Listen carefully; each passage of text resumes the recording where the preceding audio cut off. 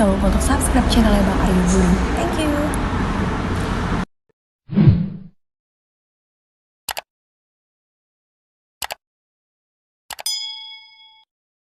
Halo Wuling Indonesia, kita kembali lagi di Bang Aryo Channel. Ini kita melanjutkan video yang sebelumnya tentang mengenai Wuling Convero, yang kendala-kendala yang ada di Wuling Convero yang kemarin sudah kita bahas dengan Bapak Medi. Kita sekarang kembali bahas lagi dengan Bapak Medi untuk Wuling Cortez dan Almas. Beberapa yang lalu memang Wuling Convero juga luar biasa, cuman memang ada beberapa kendala yang memang sekitar 5% atau 10% lah ya, nggak terlalu banyak yang komplain Convero itu jelek. Kebanyakan juga mobil Cina tapi bagus, mobil Cina platnya tebal dan lain sebagainya. Cuman kita mengapa mengangkatnya Wuling Convero yang itu karena memang ada beberapa kendala yang harus kita jawab.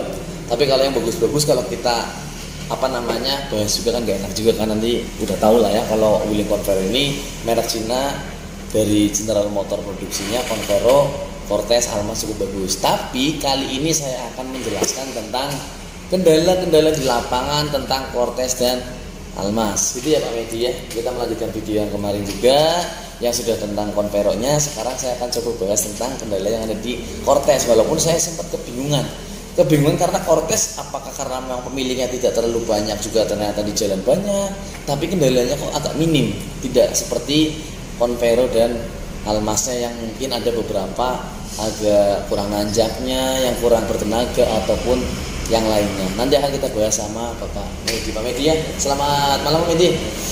Di sini kita akan coba bahas kelanjutan dari video yang kemarin Pak Medi. Karena kemarin kita bahas Convero-nya, kita sekarang bahas mengenai Cortez-nya. Pertanyaan yang saya dapatkan, gimana caranya itu biar tidak terlalu boros di Wuling Cortez yang kadang sampai 1:8 gitu Pak Medi. Karena ada juga yang pakai Cortez 1:15, 16, 17. Itu kenapa Pak Medi? Sebenarnya biar kita lanjutkan Q&A-nya ini, kita biar orang juga tahu juga nih, kenapa, alasannya apa gitu.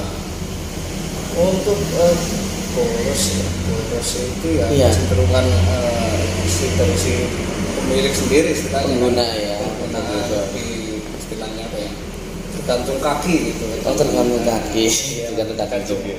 apa namanya, kalau yang berkendaranya sering tidak stop and go ya Pasti akan apalagi lebih boros. di Jakarta yang sering macet itu juga bisa mempengaruhi untuk borosnya.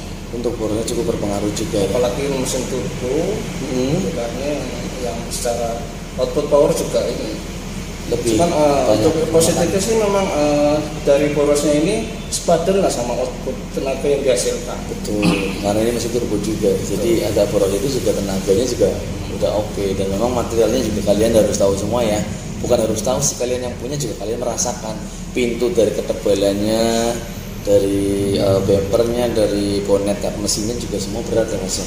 Jadi itu mungkin salah satu berat kendaraan harus penyebab agak boros sedikitnya di situ. Tapi ada juga memang yang berkendara sampai 1:13, 1:14, 1:15. Itu berarti kakinya cukup sekolah gitu. Kakinya cukup sama mungkin dipakainya sering jarak jauh. Tapi kayaknya sih kemarin saya juga sempat tanya juga sama Mas Medi, untuk semuanya pengguna Wuling itu disarankan datanglah ke beres bengkel resminya agar apa? Melalui servis berkala ya Mas ya. Bisa terjadi barangkali gara-gara itu ya. Servisnya memang mungkin belum karena ganti oli atau mungkin ini atau gimana? Bisa juga pengaruh dari situ. Cuman memang kebanyakan sih customer membandingkan, balik lagi ya soal perbandingan dengan brand yang lain, istilahnya teknologi yang sama, turbo bahkan yang cc-nya lebih besar, cenderungan memang borosnya itu memang terasa lebih di Cortez. Jadi itu yang menjadikan sebuah pertanyaan itu tadi gitu ya Mas. Tapi overall sih ada beberapa yang memang pengendaranya juga cukup bagus. Kendalanya itu memang karena itu ya, mungkin karena satu turbo, terusan posisinya material yang juga cukup. Ini ada solusi tidak Mas ini Mas untuk agar lebih itu yang biasanya di ini kan? Kalau solusi secara teknis sih ya sebenarnya karena kan memang semua ininya udah terkontrol dalam si kontrol modulnya di mesin. Kontrol modulnya itu kan otomatis sudah termasuk percayalah kita sama yang produksi untuk kontramodul itu pasti udah memperhitungkan idealnya dia sih bahan bakarnya itu kan gitu. Tapi disarankan lebih ke Pertalite atau ke Pertamax ya? untuk turbo apalagi untuk yang Euro 4 itu Iya, disarankan memang minimal pertama. minimal Pertamax. Jadi biasanya yang pakai Cortez itu pakai Pertalite, sebenarnya sih ada juga yang pakai itu juga. Cuman alangkah lebih baiknya pakai Pertamax biar gas buangnya juga lebih bagus dan lebih bertenaga gitu ya maksudnya. Untuk mencegah kerusakan jangka panjang juga.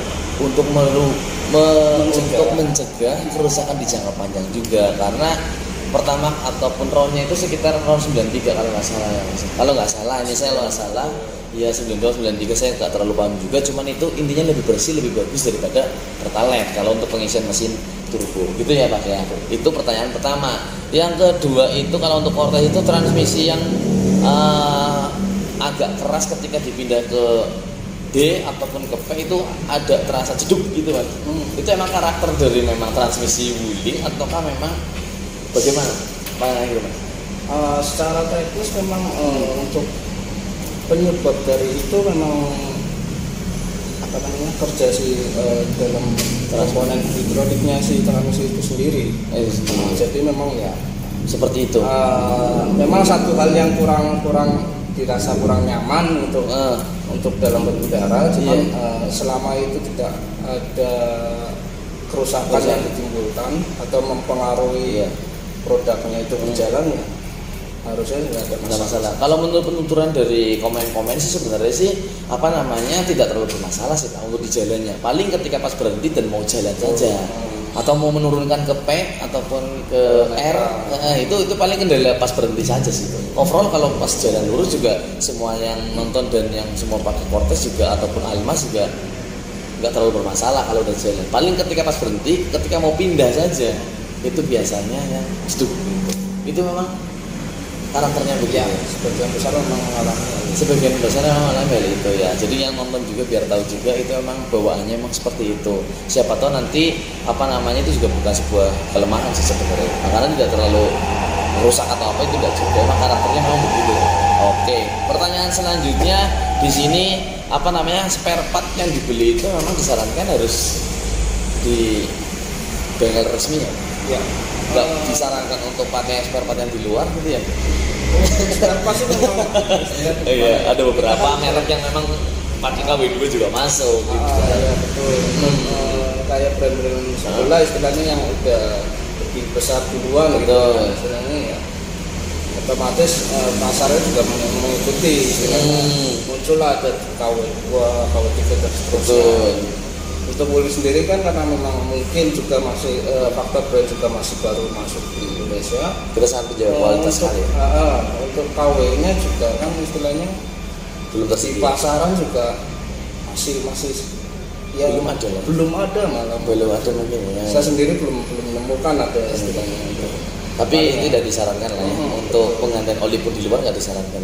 Kalau ganti ke bengkel tetap ya. Ya kalau konteksnya dalam dealer resmi ya pasti kita Iya. nggak menyarankan. Oke, tidak disarankan juga untuk kalian semua memang penggantian di luar. Kayak seperti yang tadi saya bilang tadi, kalau seumpama ganti oli di luar pun dan sampai turun mesin gara-gara penggantian di luar, gitu ya Pak Media, garansinya tidak akan bisa jalan, gitu Pak. Tidak boleh lah ya, garansi mesinnya tidak bisa dilakukan. Jadi saran saya datanglah ke bengkel resmi Wuling Indonesia. Seluruhnya itu ada 124 dealer dan 3S-nya ada berapa? Saya tidak ngecek juga. Nanti tapi ada lah ya setiap dealer itu hampir semua ada gitu ya. Kecuali yang 2S ya. Kemudian ada beberapa yang belum ada servisnya kan ada kan gitu kan. Oke seperti itu. Itu pernyataan untuk Cortez. Adapun kalau memang yang menanyakannya di sini pertanyaan memang belum saya infokan, bisa isi kolom komentar, nanti saya akan bikin video-video selanjutnya tentang pertanyaan-pertanyaan kalian yang belum saya masukkan ke video Bang Aryo Channel.